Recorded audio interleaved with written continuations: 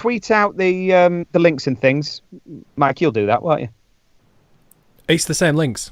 Oh, so it should be back on now. Yeah, we're just back on. I've literally just reset the stream, so I'll get it. So sorry about that technical glitch, gentlemen and viewer. Hopefully we're back. I'm sure Rachel will send me another text message in a minute saying, you're not live. It's like, yeah, we do know, but thanks for telling us. Appreciate that. Good. Okay, so let's jump into some questions. Have you got? Stay with you, Rich, if that's all right. Have you got a song for our isolation playlist? And I will say that I have high hopes for these two gentlemen. So, hit me.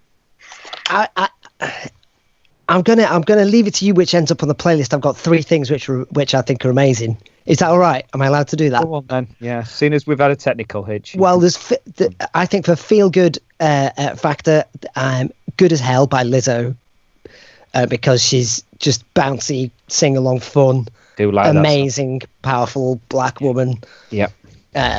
For similar reasons, Sampa the Great, "Final Form."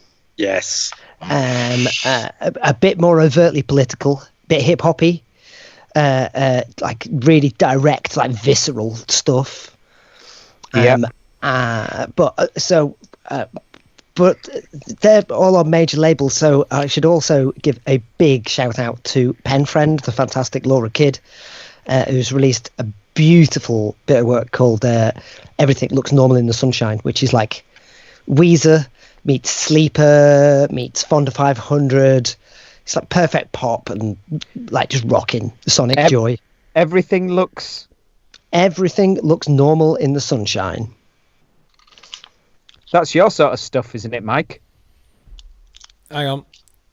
I was off camera for a second. I like to be on camera when I talk. Because you were having a little suck on your crack pipe, weren't you? Yeah. Everything looks not. Did you hear any of that? Yeah. So as soon as you said Weezer, I was like, I'm in. That's right up my street. Love a bit of Weezer. Yeah, it's like grungy guitars, but like definitely pop, but really forthright. Yeah, it's great. It's really great. Everything Looks Normal in the Sunshine is absolutely right. Yeah. Excellent. Lee demonstrating the skills of listening and that basically. I was going to say learning, but that didn't really sound shit. Hello, Mr. 5 seconds to come back. What? Oh, you're talking to me?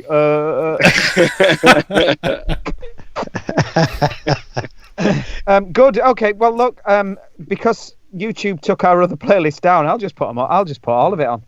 Yeah. Great. Needs filling up. Yeah. Woohoo! I got 3. Yeah. Can I have 3 then? Yeah. Well, I suppose so. Go on then. Rich had 3. I've been listening non-stop to the Taylor Swift's latest album, who I just think is amazing, and I think genuinely, like, no irony, no like, oh, I'm just being kind of like, genuinely I think it's brilliant. I've really not what I was expecting, I have to admit. But well, there you go. Yeah. Death by a Thousand Cuts from that album, I just think is absolutely brilliant. Public Enemy are back with a track called State of the Union. I'm going to say it, shut the fuck up. And it is immediate and needed and visceral and calls out the Trump government for what they are, which is a bunch of Nazis. I think that's factual. And is absolutely astounding. And this, I'm going to sound a bit sycophantic here, but I am going to go for a Hope and Social track as well. Oh, one of my favorites. There's a track called Eurospin, which was recorded live, which is on their incredible April album, which is one of my personal favorite albums. And that song, like, especially right now, the idea to roam around just seems like one of the biggest. The lyrics are, through the fields and the roads and the towns, just feels like a luxury to do that. I'm glad you know him. I don't know. I know Si doesn't either, so it's fine. Yeah, so that's one of kind of mine and my wife Andrea's favourites. So yeah, that as well. Okay, so you've both had 3 then. That's For a second then, Ed, when you said about being sycophantic, I did think you might just pull out one of the Innocent OJ's tracks. And I thought, hey, up, here we go. But no. Here we go. Oh, it was going down that. Oh no, that's my equivalent of thinking the paparazzi was taking pictures of me and Rachel with the pushchair in it. It's the same thing. Not realising. I'm going to say I'd have been well impressed because, like, you know, they're online if you want to go check them. But you know, do you know what? I don't think I've ever heard any of your songs, Michael. Great. So yeah. I'll probably still give it a miss if I'm honest. It's of its time, we shall say. Yeah. Good. Okay. Well, no, that's got us off to a cracking start, hasn't it? Again. Right. Again. Oh, again, yeah, because we went off, didn't we? Okay, cool. So, sticking with you then, Ed. What's the most coronavirus thing you've done? Oh, man, this is so... Like, I was trying to think about that. And, I realised basically because I work from home anyway, I was like, oh, have I just lived my life in lockdown? Is that what it is? It's just more convenient now. I don't know. I mean, like, we tried to start doing jigsaws for a while, for like 10 minutes. I didn't realise they were really hard. And we were like, fuck that. Like, especially also because we haven't sit, because it was a big jigsaw, so we had to sit on the floor. My back was fucking killing me after doing it. I'm also dyslexic, so like just trying to find little pieces of one big picture. That's just like. So this was like they were proper jigsaws, like thousand pieces. You know, no messing about. It was the cover for Sergeant Pepper's Lonely Hearts Club Band. Right. Oh my days!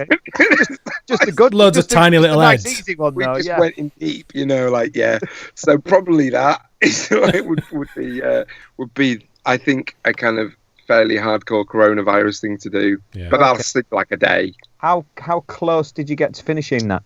I came nowhere near because I just gave up and sat on the sofa. Right. Andrea, who I'd showed a lot more perseverance and did actually pretty well, but she just got stuck on the flowers around the drum kit.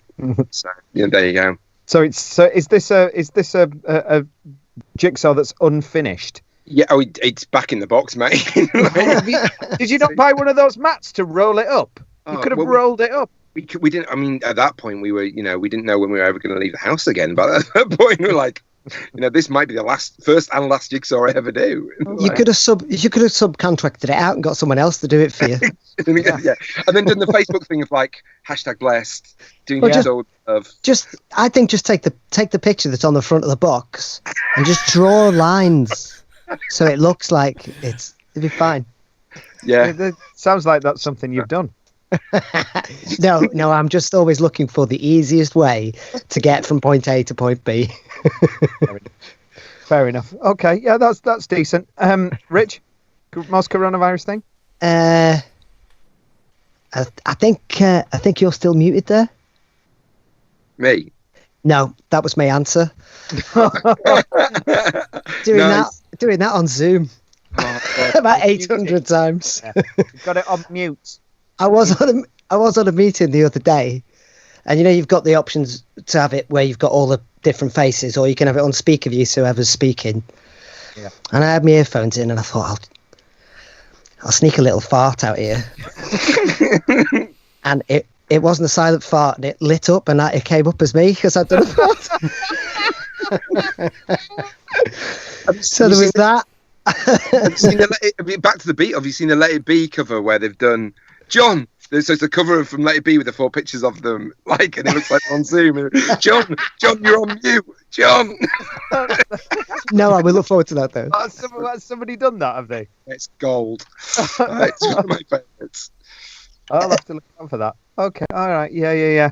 We do a lot of that every week. Your camera's not on. Can't see you. Your camera isn't on. You need to turn your camera on. It's like talking to my mum sometimes. Mum, you're on mute, Mum. Fair enough. No sentence can strike fear into a person's heart more than the sound of a parent ringing up going, I'm just at the computer and I was wondering if you could In my case it's Lee, my iPad. Oh. Okay, yeah. Let's I've done sort it plenty out. of. I've moved all my work online. I've made lockdown videos, like music videos. I've done online quizzes. I've done Yep. plenty of procrastination. Well, yeah, I know you were saying you've been struggling to start. Because you've been doing music from the attic via Zoom as well, haven't you? Yeah, so like in normal circumstances, all my stuff is like all my work is really involved with being with people in a place. Yeah. So pretty quickly, I think even before it was kind of officially lockdown situation, we'd already kind of moved to the doing everything on Zoom situation. So yeah, I've got I've got Monday night with Kirkstall Music from the Attic. I've got Wednesday night with Methley Music from the Attic. I've got a Thursday night ukulele club, and they're all kind of bands that anyone can join really. And so yeah, that's been like an absolute godsend in not only in terms of just keeping work going, but in terms of kind of social isolation. Company, yeah, no, absolutely. Because I feed off, like I'm a gregarious person. I feed off interaction really. So if I'm missing that, that's why I've been looking forward to this. Yeah. If I haven't got that, I really struggle. Yeah, me too. And if we hadn't been, I've said this loads of times, if we hadn't been doing this twice a week, I would have gone mental. I'd have gone absolutely nuts. I'd stir crazy. It's important.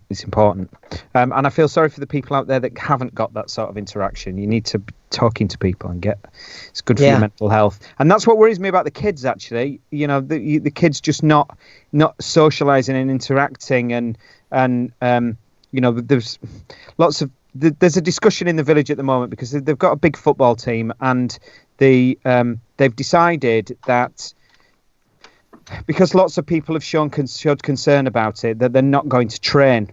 And I think that's the wrong decision because I think for the welfare and the mental health of the kids, just to get them together in a field, keeping them apart so they can play with their friends. I mean, doing drills and whatever it is, that's just really good for the mental health. Yeah. And then being stuck inside staring at a screen is not good for the mental health. But I understand the reason why, they're reluctant to do it. But yeah, we need to get out. Yeah, it's difficult for anyone making those decisions, I guess, isn't it? Yeah. Like if someone is in your duty of care, like I'm trying to think what, there are a couple of things where we were, I think it was Hope and Social stuff. I can't remember exactly what it was now, but we were like, in fact, no, it wasn't. It was to do with the gig that James from Hope and Social was going to do, and they pulled that again before before it was officially kind of you can't get together. And one of his reasons was, he doesn't want to be the person who's led to takes out the whole of the Leeds music scene. Yeah, no, exactly. Yeah. And totally. And if I had to make that call, then I'm sure I'd be really worried about it as well. But especially when the government just seems to be making this shit up. This suddenly now because all the pubs have to open, which quite frankly I'm ready for it, but it's suddenly going down to a meter, and you kind of think, right, is this based on science or is it based on the fact that you want to get the economy going? And we've so God knows. But my my acting classes that I teach at, they start up again from the 6th of July.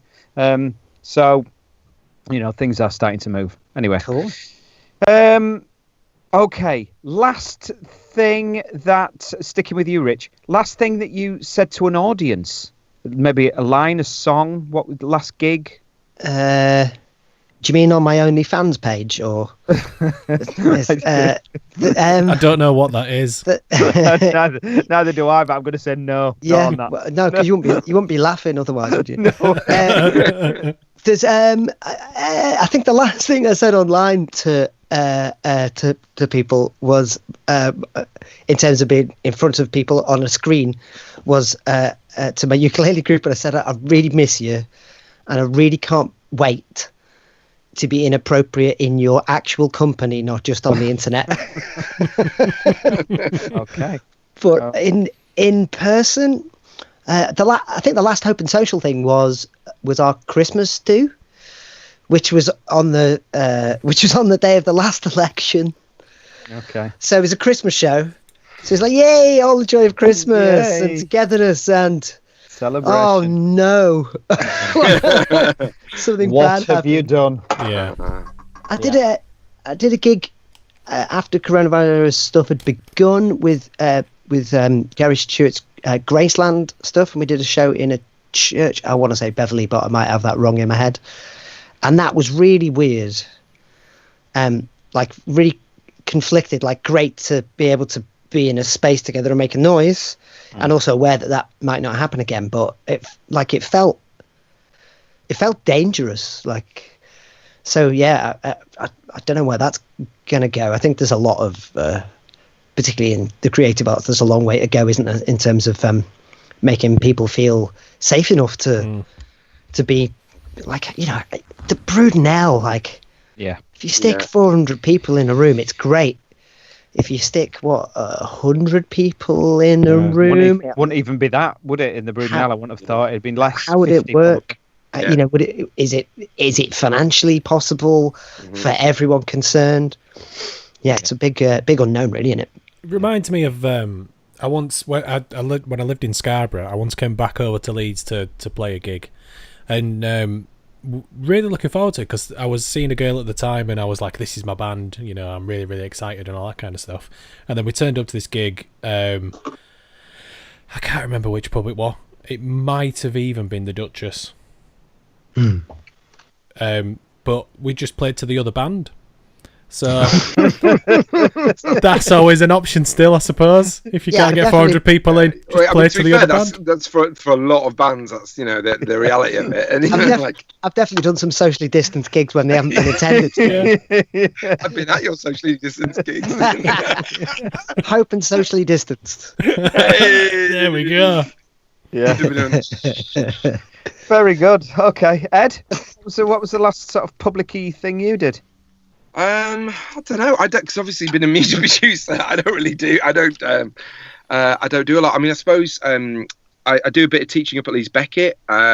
So I suppose it was sort of I did a kind of a couple of online things, which was okay. Yeah, I sort of. But I mean, I suppose really been in a rehearsal room. I was my wife did a show called Smile Club, which opened at the Playhouse, which I did the sound design for, and that was kind of the last sort of, like, I suppose the last public thing that I was involved with, and it was brilliant because it was, you know, it did a sellout run at the Playhouse, and it was, you know, it was really brilliantly received. It was a one-woman show, and, you know, and it was just such a big. That's one of the Red Ladder shows, right? Yeah, that's right. Yeah, Smiles. Yeah, so it's Red Ladder, and it was a really big deal for Andrea, you know, like, you know, because she wrote and performed in it. It's a one-woman show, and that just felt like, and she literally just started the tour, and it felt like it was really like we were moving into a different cycle for us and the family, as well. Because I was, you know, taking up a lot of childcare, and actually I was really enjoying it, and then suddenly this came along and just wiped everything. So yeah, I suppose that was the last sort of big public thing that I was involved with was that. But yeah, I mean, I obviously sort of being a producer, I spent most of my time locked away in a dark room, just ignoring people. Sounds bliss. So it's not just us he ignores, Mike. Yeah, it's not just us. But, you know, you've been here. You know what it's like. I'm a little cave. You know, so like, you know, it's like a little slice of heaven. It is. I love it down here. Yeah. That's how I describe it as well. Yeah. Well, it is. It's like nice coffee. We have a laugh. Comfy tea. It's this. It's your version of heaven because you just sit on your ass in the corner and sort of just look and watch and just read. Yeah, nod. Well, that's what I'm there. I'm a sounding board. Yeah, you know, it's good. Doing some good contributions though. If you want the kind of, like, you know, do a Yorkshireman, you've got that down, Mike. You need the sound of a do a Yorkshire, Mike. Go on. Yeah. Don't do this in American accent, Mike, at all. Although you did an American accent, didn't you? I did. It was really good. I can't remember. Can you give us a bit of that? No. His Spanish is better. Oh, right. Yeah. Solid performance. If you want your Americans to sound like they're from just outside Leeds, it's great. Yeah. Yeah, that happens though, doesn't it? You know that you do have Americans in Leeds. Right. Absolutely. Yeah. Who've been here for a long time and have got born here, probably. Born here, yeah. Borneo. Yeah. Okay. So what's been so during lockdown? I'm going to ask this question. I wasn't going to, but I'm going to. During lockdown, what's the maximum amount of toilet roll that you've had in the house, Ed? We've got it right now. We've just ordered some. We've got. I can't remember how many rolls, but it's in a massive box, and it's the environmentally friendly. So they give not that stuff, not the give a shit stuff. Yeah, give a shit. Yeah, give a shit. Yeah, we got the ones that are individually wrapped in different colours. Indeed, yes. Like we've got literally shit tons of it. You have to buy the minimum order is like a lifetime supply. It's a lifetime supply. Basically we now live in what is a padded cell. You can wipe your ass anywhere in our house. It's good for soundproofing. Like, do you line the walls with yeah, beautiful. And my mixes still come out shit. With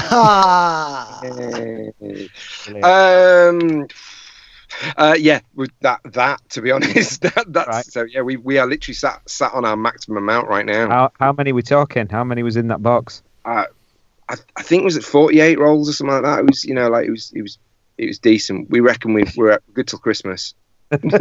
See, we've not had a plethora of poo roll at all at any stage. But what I have learned is that there's different standards out there. I hadn't realised the importance of ply. I thought you could just do an extra 4 or however many. Yeah, fold. Yeah, but it's just not the same, is it? There are definitely grades of toilet roll. Yeah, but I think you can get too much of that ply. I think it then becomes a bit sort of it's a sheet. It sheens like it kind of like it hasn't got quite a grip. Yeah. Yeah.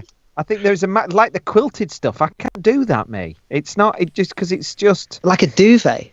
Yeah, because it sort of it kind of comes away a little bit. You know, as you're using it, it's sort of it like a really crap kitchen roll. How bad is it that this is the bit of the conversation that we're almost into? Right, I'm going to say, yeah, right. Should we move it along before this becomes? I mean, no. I'm all up for sponsors, and I'd quite. They sound like a really cool company who might sponsor us. So I'm happy that we're mentioning them again. But dexterity of ply is not really something the internet is really into. I think it's important. We're all adults. I'm sure we've all got our own experiences. You know when you like. Let me just finish my point. When you've got a dodgy kitchen roll and you wipe it up, but it leaves half the roll on the kitchen worktop, and then you've got to start. Do you know what I mean? Where you want something strong that you can scrub with, wettable and wringable, like that old Izal toilet paper that you used to get, which was essentially just grease-proof paper. That. Well, I think that's the other extreme, isn't it? That's the other extreme. You don't want. I just give up and get in the shower now. well, Rosina Carbone, an actor friend of mine who was on, she's got one of those Japanese toilets that's got a remote control. So you finish what you're doing, and then it cleans you. And her grandma, her Italian grandma, has one that has a blower. So it cleans you. It cleans you, and then it jets air to dry you off. Is there another mod that gives you a happy ending with that? Well, I asked that, and Rosina said her grandma said to her, "I'm never off it. It's so good." Brilliant. Oh, good old grandma. God bless her. Yeah. So there we go. Okay, fair enough. Have we got, Rich, to stay with you, have we got a favourite moment, a favourite industry moment you'd like to share with us? There's a lot. We've done a lot of stuff. I don't know, really. Like Glastonbury was amazing. I was watching. You one where you were talking to. Was it Mitch from Carnivals? Was it Mitch? It was Mitch. Yeah. Yeah, like him talking about Glastonbury, and that brought back all those memories. That was amazing. We went to LA on a thing once. We got to go and play at this amazing thing called Muse Expo, and we stayed in the Led Zeppelin hotel, and we had like an interview on top of the Bellage hotel with like LA in the background and all that. But I think maybe my favourite moment was we did a big project with when the Tour de France thing came to Yorkshire, when the Grand Depart, we did a big project with Yorkshire Festival, which is amazing. Essentially, it was a large scale, a band anyone could join, and we taught 1,500 people how to play our songs with us, and then we did 12 gigs in 4 days on a festival stage that we took with us 3 times a day over 2 weekends. To different locations? Yeah, so 3 gigs a day. You arrive at 8 in the morning, you set up a 500 person festival, you do a gig at 1 o'clock, you pack it down, you go to the next one, you do another one at 5 o'clock. And this was just on the back of a big truck? Kind of, yeah. It was the stage was towed and then folded out. But at the back end of that, they liked the project so much that they asked us to open the opening ceremony of the Tour de France at Leeds Arena. So we got to play one song. It felt like a bit of a cheat, but it was a hell of a rush to like 10,000 people in the room, and they say 300 million people on telly. Just interesting fact for those interested in growing their fan base. Following day, 1 less Facebook follower. One less. One less. And we were, and after it had finished, it was Ed. It's me. I was done. Fucking sold out, those lads. Gone. Yeah. So we did the gig, and after the gig we played with I think it was 180 people played with on stage. So we had Opera North's chorus and orchestra. We had like 2 brass bands, a class from a school, or 2 classes from a school, a ukulele excuse me, a ukulele group from York. What would you call a ukulele group from York? Ukulele. Yeah, there is a ukulele. No, they're called the Grand Old Uke of York. Yeah. We had choirs, and it was amazing. 5 minutes of amazing. They open these doors and you walk out to 10,000 people. And we went, I finished and got very, very drunk upstairs, drinking, champagne, and it was amazing. And we finished that and we walked over the road to another one of the amazing Nathan Clark from the Brudnell's venues called The Social in Leeds. And that's where we'd kind of told people we were going to hang out afterwards, and we walked in, and it was like the end of this 3-month project. We delivered like 1,000 workshops or something ridiculous, and we walked in, and everyone who we'd been working with on this thing, and a roller derby team from Harrogate called Spartown Roller Girls, a very sexually aggressive roller derby team from Harrogate. And we walked in, and just everyone stood up and clapped, and I just collapsed into a puddle of that's that done. And it was so I think that's possibly my favourite moment, I think, of all the things. We did a gig in front of Chris Martin and Kate Moss. They came to a gig and we lost a record deal that night. There was that was good. What, because they were there? No, because we played a ironic version of Every Rose Has Its Thorn to lead into one of our songs, and so all the A&R people in the room going, this is not a thing. Sure, sorry, you mean this is not a thing. Yeah, exactly. Yeah, exactly. But yeah, no, I think that moment walking into the pub after the Tour of Infinite Possibility was Yeah, that felt like we'd done a thing. Well, it has to be pretty special to beat Glastonbury. Yeah, it's a toss up. It's really tricky. Really tricky. Very good. Okay, follow that, Ed. Can't. Yeah, I don't know. I was thinking about it, and I think so it was actually really lovely. So I started a publishing company back in November, and we write songs for sync, so songs to kind of go with television and film. And I run it with two other people, a guy called Chris, who lives out in Switzerland, and a lady called Narelle, who lives kind of in Huddersfield Way. And she's a brilliant writer and producer, and Chris is a really great songwriter. And we just signed a direct licensing deal with the BBC at the end of December, right at the end of December, which was fantastic. It was a really great moment. And they invited us down to kind of come and have a meeting, just to kind of, because they have kind of different, they have sort of people who look after different departments, sort of, so like drama and, you know, sport and all that kind of stuff, and who look after the music for each of those kind of departments. And so we went down in February, just before the lockdown, and we had the meeting in Broadcasting House. And I remember sort of sitting there in this meeting, and we played the music, and everyone was really lovely, and like just genuinely really lovely about it. It wasn't like kind of yeah great, you know, kind of. I've been in rooms where it's been like yeah love it, yeah, and then just walk out. It was like everyone was really lovely, asking loads of questions, just really interested in like going, oh, I can see it in this and this, and you know, it was just. And Chris and Narelle would just been brilliant, and that kind of moment of like, because I think most people who work in the creative industries, I think most people have that kind of, you know, imposter syndrome, you know, like that thing you're like, someone's going to find me out in a fucking minute. I just don't know what I'm doing, and like, and you know, and I no idea what you mean. Don't know what you mean. and I just had that moment of thinking like, you know, and we were chatting away to all these people, and like it's like, I'm all right here, I belong here. You know, like that kind of moment of like, you know, I've got nothing to prove, you know, like I didn't feel like I was an imposter. I felt like I knew what I was doing, and I thought what we were presenting was really great. I knew that they really needed it, that they really liked it.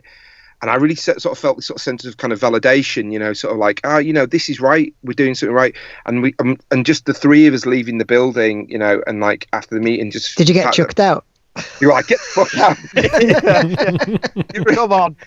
Tap on the shoulder. Come on, Joker. Off you go. Stop taking selfies. Yeah. And I remember just the three of us leaving and like looking at each other going, we fucking nailed that. You know, like it was just like one of those, like, that was great.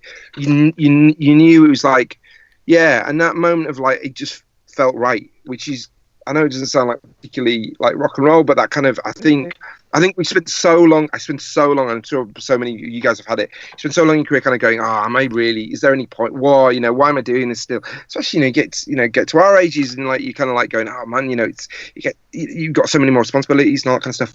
And then you just get those moments of like, this is fucking total. We've got this, and we're on the right path. And that felt really special. And just after that, we went for something to eat, and I got food poisoning, and that's it. I had to sit on a train for 2 hours back from King's Cross to Leeds, just going, please don't shoot yourself. Please don't shoot yourself. I was just like panting and sweating. People walking past me just going, who the fuck is that guy? Like, hoping I wasn't going to, like, I've been on the tube on the way to the King's Cross going, I think I'm going to, am I going to ship? No, I'm all right now. So, you know, every glory follows. Yeah. You've reminded me of I think one of my other favourites has to be when Ed from our band, not this Ed, we played a festival one time and we left him asleep around, it wasn't even a campfire, it was just like a couple of flares, and he set fire to himself. Set fire to himself. I see him, like, woke up at 6 at 6 in the morning. So he ended up, we couldn't find him in the morning because he'd gone to sleep in the van instead of sleeping in the tent. But apparently what had happened was he'd woken up with his leg on fire at about 6 a.m. just as like all the kids with parents are like making their way to the toilet at the festival, and there's this man on fire with his pants round his ankles because he can't get them off because he's got his walking boots on. Is that what you mean by an industry moment? Yeah, absolutely. Spot on. That's exactly what it's all about. Yeah, oh, fair enough. Okay, I think we've got a question in the text, haven't we, Mike? Yeah. So Ben Dennison, hello Ben, thanks for watching. Hello, Ben. Hi, Ben. Loving the show. Sorry to interrupt the Lou Roll chat, but I'm doing a bit of internet shopping. Can the panel recommend some half decent wired studio headphones? He also says later on, Consumer show now. dirt I'm cheap. going to go get some. Oh, they're cheap. Yeah, cheap. So Oh, no. these ones are JVC. Right. They were a tenner off Amazon. No, you're all right. Ben's got I a bet. few quid. When he says cheap, he means he means 60 quid plus. I would say, and it sparked conversation within the chat. There's been a couple of suggestions so far. What yeah, are the suggestions? What have we got? I ain't got my glasses on, so I can't Whatever read. you do, don't ask Ed because he can't even get a microphone to work. Yeah. You know, don't ever get so these are like what called DT100s, the industry standard, yeah. And everyone are, because they're utter shit. Like, Do you know what? I've had these. I've had HD Say what you like, I can't hear you. 205 Sennheiser. Sennheiser. I have had them for 20 years. can't go wrong with Sennheisers. That's Yeah. right. 20 Sennheisers years. are great. And I don't think they were that expensive. They were 20 years ago, I reckon I bought them. I was still at the Elbow Room, so it must be at least 20 years ago. And You were at the elbow rooms? I used to run the Elbow Room, yeah. Oh, my days. I've had some of my happiest moments in there. Yeah, Kind you didn't of, mention it in your favourite moments, though, did you? Yeah. And I reckon I probably paid about 25 quid for these 20 years ago, which, but they're mint. They're really, really good. Anyway. These are Sound Magic headphones, in-ears. If you're happy to have a set of in-ears. Here we go. They're really cheap. They're like you can spend 25 quid. You can spend 12.5 quid if you shape up. I can't remember the model number, but yeah, Sound Magic headphones for, like, I'm sure they're made of children's tears, but Yeah, I'm sure they are. Absolutely are. but definitely worth a go. And they come in a nice little case and everything. Oh, that's nice. Yeah. Sold. Did he say specifically what kind of headphones he wanted? Wired. Oh. Hey, I'd go for Sennheiser. Pair of Sennheisers. Yeah. You just can't, strong choice. Yeah. HD. I like HD 25s. So great, Yeah, everyone likes them. Yeah. I like the Audio Technicas. Is it ATM 50? yeah. They're really great, but they're about 90 quid if you shape up. If you look hard Okay. enough. All right. What about microphones while we're on it? Can't go wrong with it. A 58. If you want, if you want to get something that's going to be rugged, you can't go wrong with an Shure SM58. I mean, SM7B as well. Like, if you're looking for kind of an all-purpose, do everything, Yeah. like vocals, but you can also put it on a kick drum. I totally gone. It's a Sennheiser as well. Is it this? No, it's the grey. No, it's the grey tube. Oh my God, RE20. And RE20. EVRE20. EVRE20, thanks. Yeah, EVRE20, like RE20s on just everything. Like, it's particularly, I love them on guitar cabs. They're just brilliant. Yeah. And they're all like that. They're the class. Like the SM7 you're talking about is like it's the Michael Jackson microphone from Thriller. The RE20 is like. Is that the one you couldn't get to work? Yeah, that's one the thing is, that's nothing to do with the microphone. That's just to do with my sheer incompetence. User error. It's always user error. Always. Okay. Yeah. All right. And If you ever watch Radiohead in the basement, the RE20 is Tom York's vocal mic. So you know. And Prince used it for his mobile recording setup as well. So Okay. And Decent. just to complete the full picture, like USB interfaces. Whatever. Well, I've got I've got a Firewire, and I've got an UA Apollo. So I'm a bit jealous. yeah, UA Apollo. That's what I've got. What you rocking, Rich? I've got a couple of things on the go. I've got a Focusrite. I've got an old Focusrite Sapphire. Which can't be. And you can pick up a second-hand one of them for 25 quid. And there's nothing wrong with it. I've also got a Motu 828 So yeah, I'm in the market at the moment. I'm looking at doing a little bit of spending, some selling, some buying. SSL have got a new bit of kit out. Apparently, it's okay. They're kind of on the budget. What's that? Sorry. SSL have got some new, some more affordable, because SSL used to be completely out of reach for any kind of anyone who had kind of domestic recording, but like now they've really people love them. Yeah, so yeah, I do seem to see Focusrite stuff all over the place. The 2i2s or the whatever they're called. Okay. Well, there's nothing wrong with them. No, they're great. They're really good. Yeah, absolutely. Most stuff these days on the kind of USB interfaces is much, it's very similar. Like, for the majority of stuff, you're not going to be able to tell the difference when it comes to the final, to a final mix. Yeah. Okay.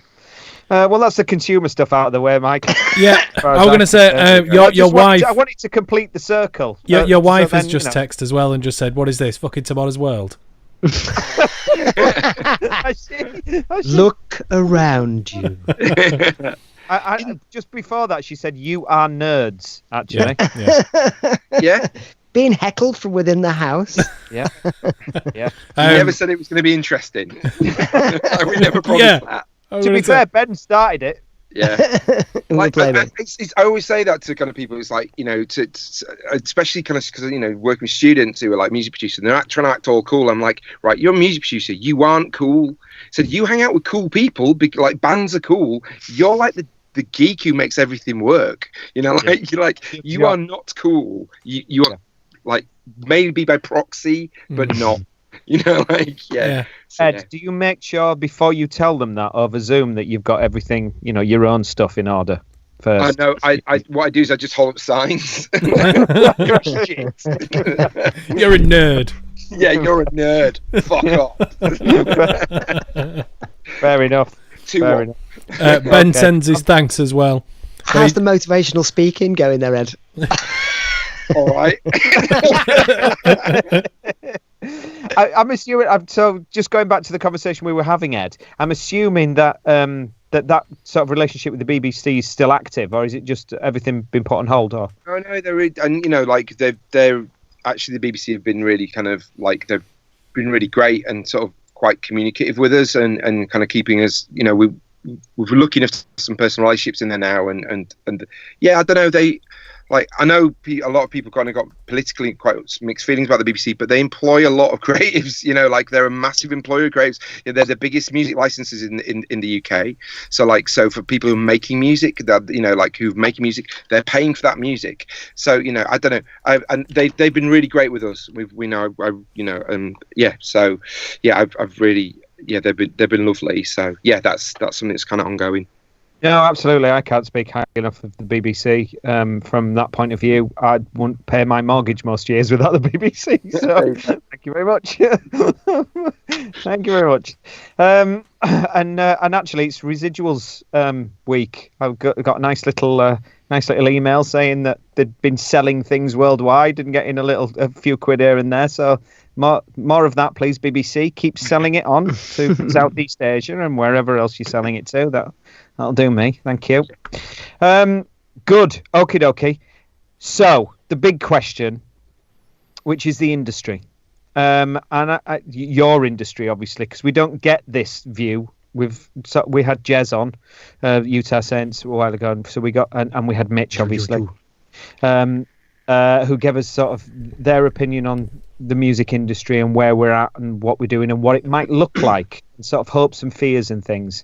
Either of you, go for it. Oh, so polite. Do you mean, is this in specific reference to kind of a coronavirus situation, or is this like outside of that? Well, I guess it could be. Yeah, I guess either, both.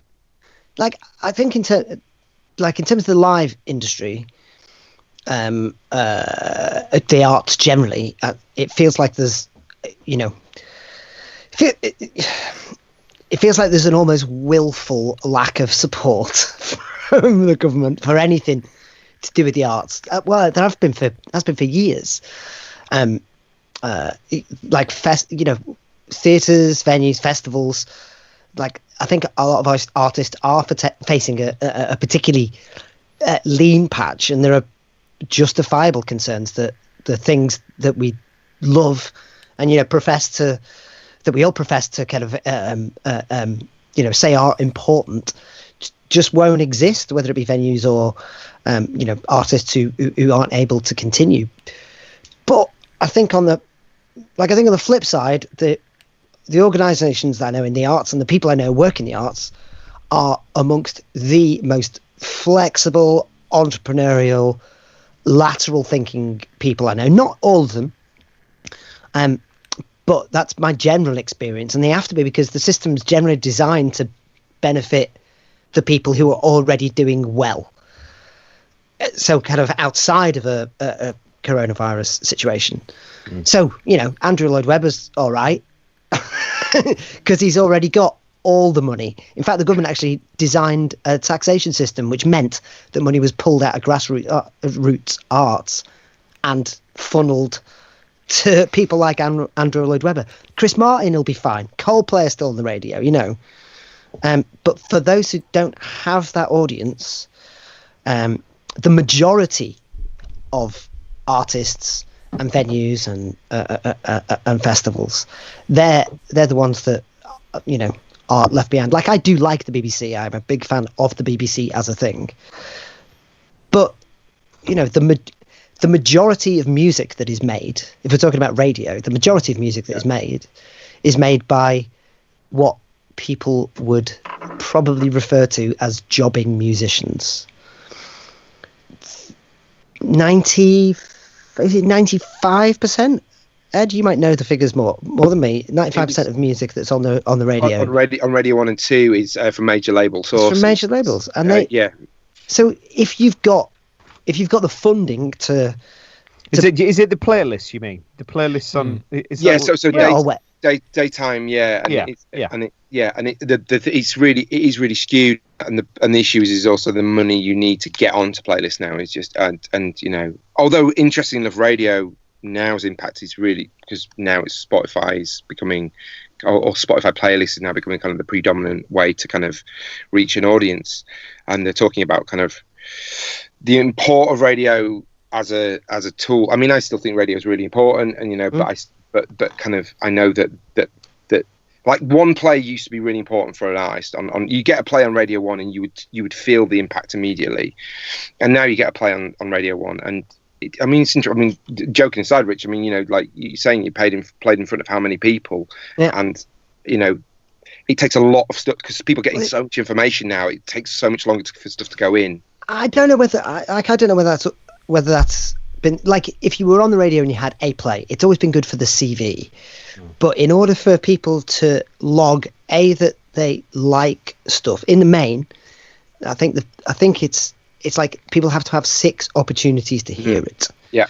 And I think that's been the same for a period. So that might be playlisty stuff, or that might be to do with being on TV or being on radio. There's been I sometimes have a very, like, there's an artist called Darwin Dees, and there's a song called Radar Detector, and occasionally this happens where something will come on the radio, and if I'm not on a motorway, I'll just pull over and buy it straight away. But I don't think that's the norm. But if you are on rotation, that is where the transition comes. So you've got like champions like the amazing Tom Robinson, who's playing independent artists, not exclusively, but like predominantly, and that's fantastic. And it's great to be on to be on those things, because people that you already know get very excited about that, and then they start talking about it. But if it's in terms of if what we want from the arts and what we want from radio is a breadth of programming, is a breadth of music, if we want a wide experience, then radio, particularly public funded radio, should not be funneling the money back up the noses of Sony executives. And I think what's really tricky as well is because it is cyclical thing, because you get performance royalties as well from and PRS royalties. So it's kind of self-serving. So the money goes back to for radio play, goes back to the major labels. So therefore, the majors continue to have the money to keep funding, and and even like something like streaming, which I'm a big fan of streaming, and I use Spotify all the time, and it's great. But and I think to be able to give kids now basically here's the entire music catalog of music at your disposal, there is something wonderful about that. As a parent, to be able to go, you want to listen to something, I can find anything for you, and the artist will get paid a tiny amount, and there's the kind of payment gap which we talk about, the value gap, which is so called, and where the money is going to and from, and a lot of that is about some of the draconian. So there's things. There's the future formats, what's called the future formats clause has bitten a lot of artists. So essentially what happened is that artists signed a contract and saying any future format would mean that they would still get paid the same royalty rate regardless of what the format was, which wasn't necessary. And a standard royalty rate for an artist on a major label is about sort of somewhere between 10 to 15%, probably more like 12% would be an average. Which is, so if you're selling a CD from a retailer, you'd get a dealer price of about £10, maybe sort of £8 to £10 at the height of the industry. Sort of, you would get 12% of that. Yeah. As an artist. As Spotify, you're talking about the same royalty rate on 0.003p per play. So and then you've got to break that up with management, band members. So you're talking about an enormous split of a tiny amount of money, and that, so something's got to give somewhere. Yeah. And how does that compare? Like, because I'm a little bit behind on the Spotify payouts, but for example, with radio, say if you're on Radio 1, yeah. And you get heard by, let's say, 1 million pairs of ears. Yeah. And you get paid 90 quid for your song. Yeah. If you get heard 1 million times, by 1 million pairs of ears on Spotify, that's about £3,000. Okay, so if that is the situation, then Spotify are paying out better than radio. That's some quick maths. Well, it's because I know that I've just run labels and stuff and things like that. Yeah. General sort of royalty rate. So you need about to 1 million plays gets you about £3,000. So that compared to radio, that if that is the situation, that's a significant. That's higher, isn't it? So it's quite interesting, isn't it? But I don't think the issue is. Sorry, go on. No, sorry. What I was going to say is, but the issue is that people aren't buying CDs, essentially, isn't it? I'm not sure if that is the issue. I think because people do buy CDs, but what's counted, like for example, like I know I won't name them because it might be embarrassing to them, but I know bands that have been on large indies, have been playing tours and festivals all over Europe and all over the radio, by comparison to what I would describe an average week as, and in terms of the albums that they sell, they've sold a couple of thousand at the same time. And bear in mind, if they're getting 12% on on what the dealer price, i.e. what it's sold to a retailer at. So if dealer price is £4, they're getting 12% of £4. If Hope and Social sell an album, whether it be if it's at a gig, someone might give us. We do pay what you want, so you can get anything that we've made for whatever you want to pay. And sometimes that means people pay. We've had once somebody paid us 15p because they had 15p, and we were like, "That's absolutely fine. You take that. We'd rather you have it than didn't." But on the flip side of that, we played like an industry festival in Manchester. One guy gave us 20 quid, took 2 CDs, and I said, everything's pay what you want online as well. So if you want to go and enter a 0 there, you're welcome to do so. And he was like, I can get it all online. He said, yeah. He said, I'll have these CDs back. I went to give him the 20 quid back. He was like, no, I want you to have the money.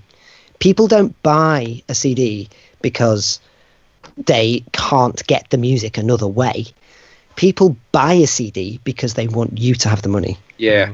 And absolutely. if people know that you're not going to get the money, I think that's another reason. People buy out of gratitude. People buy because they've got a relationship with you, because what you do has meaning and value to them. I think what I meant, though, was that people, because the choice is more now, isn't it? Whereas we didn't have the choice of being able to do that necessarily. So they would be going down to Woolworths. I would be going down to Woolworths every week and spending my pocket money on an album. And I wouldn't have been and now I don't need to. It might be a video game. It might be all of those things. Like the market is definitely spread out. I always say that it's also changed in terms of how we're interacting as well. So one of the things I always say is it used to be make, distribute, sell. So and what it would do is you make the music, distribute out to the shops, and then you would try and sell it, because essentially what you needed to do was someone to, like say, leave their house, get on a bus, go into town, find a retailer, find that CD, then part with their money. That's a lot of work. That's some work. And now that entire premise has been removed. Like, all you need to do is get someone to press play. So you need to engage them. So now it's make, distribute, engage. So because the paywall's been removed, which is Sorry. So here's a question then. Here's a question. So, and this sort of relates to, like, both of your opinions on this. This sort of relates to the question when it comes down to what we're doing now with lockdown and the coronavirus, etc., etc. If we say that the majority of artists and musicians are not making a living from Spotify, from royalty, from whatever, because it's difficult to do that, the majority are making a living through gigging. Now, I've got 2 points to this question. One is, there has been a spate quite recently, and I'm sure it can't be coincidence, of people bands of yesteryear creating new music all of a sudden and releasing it. Now, I could be being cynical here, but are these bands, because ordinarily they would be gigging, so they'd be touring, they'd be doing gigs, they'd be getting money through that, are they thinking to themselves, oh shit, we're not going to be able to do that anymore, we better release some more music? And I know you can't tell me that as a definitive. That's just going to be an opinion. And what effect will that have on the industry going forwards if people are not able to make a living through gigs? I'm not sure if that's necessarily the motivation. I think there's probably a number of factors, is my best guess. One being that their time isn't taken up with other things. So you might have bands who, even when they're not touring themselves, are working on other musical projects with other people, producing other people's music, writing for film, doing all those things. So people might not be able to do those things, might not be able to get an orchestra in a room and score, for an advert or whatever it may be. So it might be that. As for how the lack of gigging will impact people, artists in the main, I guess, I do think it's possible to make money from record sales. Like, I think we've had in recent years, like, I think the Adele album, the Lady Gaga stuff, they've been amongst the biggest selling records of all time. I think one of those artists has the biggest selling in terms of money, the most record sales. So I don't think selling music or making money out of recorded music is dead. I think that's far from it. In fact, far from it. They're making the industry's growing exponentially. I think that's a narrative that's it's an easy. We heard it with home taping is killing music. Yeah, absolutely. No, it's not. I used to record the top 40, and then I used to go and buy the stuff I cared about. Everybody did, absolutely. Same with streaming. I'll listen to a whole load of stuff, but the stuff that I care about, I'll go and buy. As for the lack of touring, I do think that will have a financial impact. However, I think the arts scene in the main is really innovative. I know I went for a meeting with Bandcamp a few years back, and at that meeting was an artist who her main way of making money. Do you know the video game Second Life? Mm-hmm. Yeah, her main way of making music was doing gigs in Second Life. Great. Yeah. So there are other ways of doing things that can turn over money, but there is I think where the trickiness is, like we asked people about driving gigs. We put up on our Facebook page. We said, apparently the go ahead has been given for driving gigs. Yeah. And we said, how would people feel about this? And people generally, like, I would say probably in the main, it was very mixed. Some people were like, you know what, it's better than nothing. Mm. But a lot of people were like, that's not, I don't want to go and sit in a car and listen to you. Mm. Just to be, although I did really fancy doing it and doing a cover of Drive My Car, so all the cars could do the beep, beep, beep, beep, yeah bit, but we might have to set that aside for another time. I think the reasons that people go to gigs are not just because of the music. People go, certainly in terms of open social gigs, people go to our gigs because they get to see people they haven't seen in ages, because they get to come together and we get to be in a space, and for a couple of hours we are a community. We have that, that family connection that's centered around one thing, and that in a socially distanced context, that's not going to happen. So there's going to have to be some adaptation. One of them words. Adaptation. Yeah, that's the word. It's going to have to be some adaptation. Doesn't sound right when I say it. Sounds great when you say it. Thank you. But like the things that people come to open social gigs for are something other than just being able to be in a space and hear the music played live. Yeah. Just to kind of follow up on the stuff about the industry as well, and I think it's really important to kind of like really highlight the music industry has always played the underdog. It's one of the things, the wounded dog. I always call it the wounded dog syndrome. It's always been like, oh, we're in trouble. They're always in trouble. Right now, it's like pirating streams. So like what you do is you can rip streams from like SoundCloud, but it's rubbish. Why would you want to do that when you can actually just for £10 a month have everything? And you can sign up to and I know artists who I've got one friend, he's not played a gig in 4 years, and he's got, he has 100,000 monthly listeners, and makes, and he's a solo artist, so it's easier for him, and I understand that, but like he makes it so that, and I think Rich is really right. I think as a community, we are industrious, and we'll find ways and means because actually, to be honest, particularly the music industry, unlike the other arts, the music industry isn't funded like the art, like theatre is funded, and where like music, because there's this fallacy around the fact you can still make hundreds of millions of pounds. Fallacy. Yeah. bit like a phallus. Yeah. Thanks, Rich.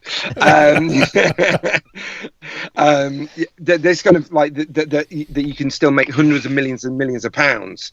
That therefore we shouldn't. Music's seen as commercial essentially, and that where kind of theatre is seen as non-commercial and therefore should be supported. And it's actually the government need to wake up and realise actually grassroots music is as struggles as much, if not more so than grassroots theatre. It's harder to make money out of music than it is out of theatre.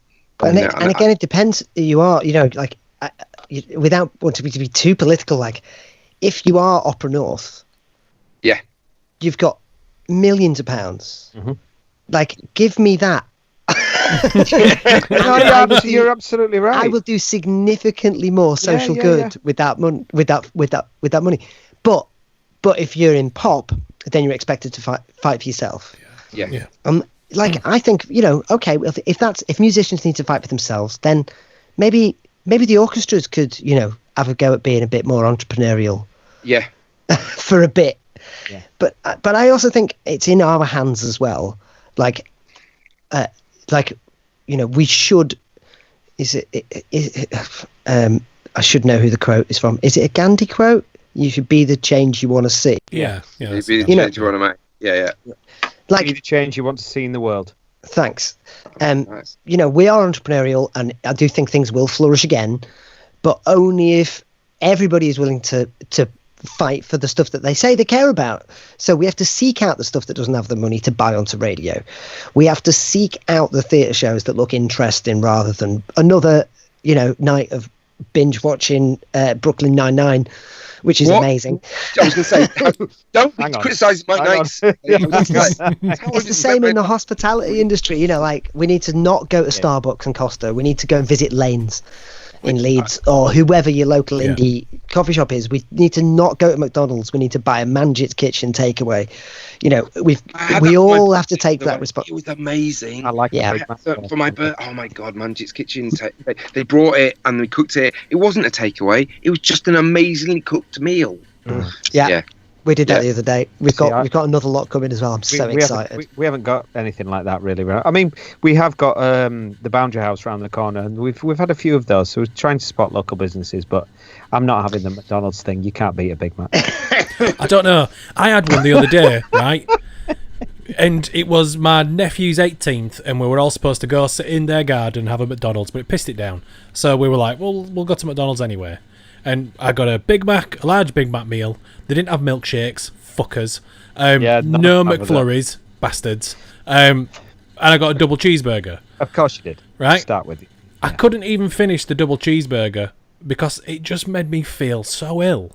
And I was like, it's a shit cork coaster. You know what? Get off your high horse, the three of you. Get fucked. Do you know what? And I was... Yeah, did you hear that? But the thing is I were really kind of pro. I've always been a bit anti McDonald's. Historically, I've always been bollocks to them. I'm going to go get I'm going to go get a horse burger from that van, and they're going to charge me £9 for it. I've always been kind of that, but after Black Lives Matter and how they did as a corporation, and they were like fully supporting it and were really quite one of the first kind of big corporations to kind of get behind it and start to do those changes. I was like, nah, good for them. Let's go to McDonald's. And I ate it and went, nah, fuck them. It's shit. That was a whole roller coaster of emotions. I didn't know where that was going to end up at all. I don't know what to feel anymore, mate. It's crazy. Yeah, so very quickly, going back to what you were saying, I've no idea whether either of you answered the question that I asked. But it was a good answer anyway. It was a great answer. Look, time is cracking on and we could just keep talking forever, which would be absolutely fine from my perspective. But and we've still got viewing figures in the double figures, so we're doing all right. Yeah. Wow. Even at 9:30, that's good. When we started talking about headphones, though, it dipped to 9. I bet it went up again when we started talking about mics, though. I bet it all went down. I mean, we're like, skyrocketing then. With regard to USB interfaces... Toilet paper? What were the figures you're in toilet paper? It's solid double figures for toilet paper. Everybody's into that. Smash him. Good to know. Okay, so Rich, this is my last question to you. What's your vice been? During lockdown. You know what? My vices have decreased during lockdown. Very good. In terms of the variety of them, because there were so many. Because you couldn't get hold of them. No, should I wish to my supplies? Should I wish to get, for example, energy drinks? Let's say energy drinks. Not touched an energy drink for the duration. I've drunk. The last person who needs a fucking energy drink is you. I've drunk less coffee. I definitely spent. I reckon probably the first 2 or 3 weeks, I did go through a significant amount of beers, craft ales, really. And this is this is a brew dog, and I would rather go elsewhere. But that's how middle class we are. I'm down to the brew dogs right now. But craft ales is probably my biggest vice. But yeah, a lot of things. Yeah, gone. I'm quite happy with it. Mac's a big fan of the brew dog. Yeah, I mean, it's because it's the only kind of decent non-alcoholic like craft ale. But do you know what is absolutely killing me? I don't see the point. The point. It's a whole different conversation. What's killing me is, with it being Father's Day, both my stepdad and my father-in-law are both like a beer, as most men of their age do. And so in our cellar, I've got a keg of Ossett Brewery's. I think it might be their Silver Did you do a King? Yeah. Did you do a click and collect? Yeah. And 12 cans of one of everything. And I love Ossett Brewery beer. It's so good. Have you been dabbling? No, not in the slightest. Are you teetotal or? Yeah. Cool. Strong. There you go. So what you're saying is we should come round and get that out of your house. Just the cans have gone. There's just the keg. That's all right. Get a bit, mate. Okay. So what you've just told us, Rich, is what your vices haven't been. So what have your vices been? Joe? I think my main vice has been the craft ales. Okay. So it's not fairy lights. That's not your vice. No, I did. One of my main vices has been rewiring my studio about 18 chuffing times. I've bought this. I need to replug everything. Twice I've ripped everything out of this room and put it all back. Very nice. I like your massive chessboard. Oh yeah. To be fair, when I got it must the phone, be murder playing that upside down. when I got, because the room is so small. When I put the foam in, I thought I can't just get black foam because it's going to be like a sweat box anyway, which it is. All foam matters. Yeah. But I had to, so I thought it just lighten it up a little bit, and then I just suddenly thought to myself, why don't I just get white? Yeah, nice checkered, nice like the checkered. It's good. Yeah. I mean, why not go for a grey? That might have been. Well, it's really expensive as grey. It's expensive as grey. Yeah. Also, if you get something that says right, because basically, I assume that's bed foam, right? Yeah. Yeah, because you can get the same stuff, but they call it sound insulation, and they add about 50% onto the price, even though it's the same stuff, and it's grey. Yeah. Yeah. It's all grey. Yeah. Right. Yeah. As soon as you put acoustic foam into any website, it goes cha-ching, cha-ching, cha-ching. Yeah. Absolutely. Yeah. I'm looking to hire a band, £100. I'm looking to hire a wedding band, £2,000. £2,000. Yeah. Equivalent. Yeah. Yeah. I'm so okay. Ed, vice. I mean, all the food, all the fucking biscuits. I mean, like, I was like, I'd lost weight. I was running 5K. I was like, Were you about to say you're running 5K a day? I wasn't a day. Every other day that I was. Okay. Like, yeah, and I was doing. Is that how long it took, though? Yeah. Man. Footed. But I was like, I was doing good now. I went out for a run today. I was like, I'll go from first run I've been since lockdown. I was like, that's all right. I'll do 20 minutes. 40 minutes in, I was like, like just gasping and there was just, whoever. It was like Santa Claus is dying at the side of the road, Mum. Like, yeah, I was, yeah. And so all the biscuits, I like you, craft. Basically, we've been getting beer from Rainville Road, so Rainville Superstores, which is around the. I don't mind giving them an ad; they're amazing. Craft beer store down in Bramley, and we get our beer delivered. We pick it up from there, and it is, Jesus Christ, yeah, we're spending a fortune on that shit. Like, yeah, so yeah, we're that, and I'm just fat. I've just got really fat, and I cry myself to sleep in my reinforced bed.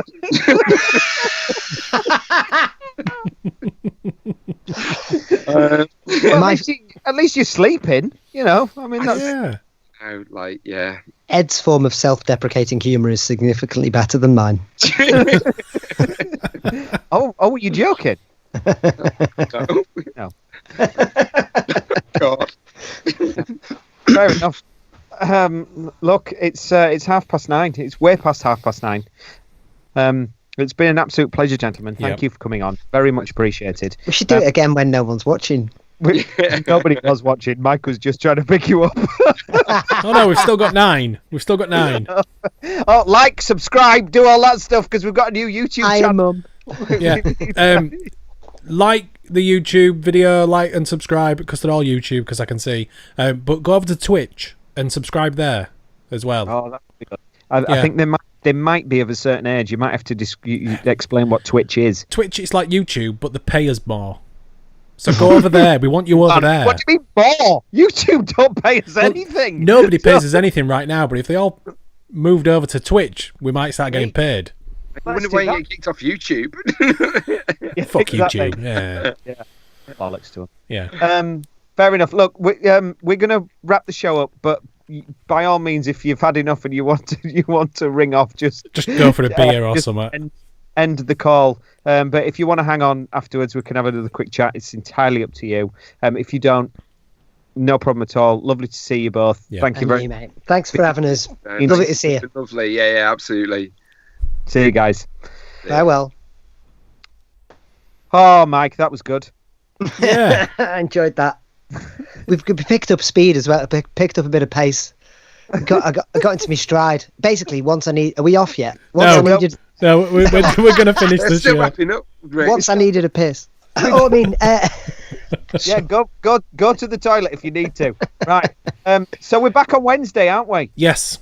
Yeah, we're back on Wednesday, and we've got actor Steve Cooper, who is the other half of the marriage, or the couple from In the Flesh with Marie Critchley. So Steve Cooper and Marie Critchley, they were the mother and daughter in the Flesh. Mother and daughter? Oh my God. How many of those bottles of beer have you had? One.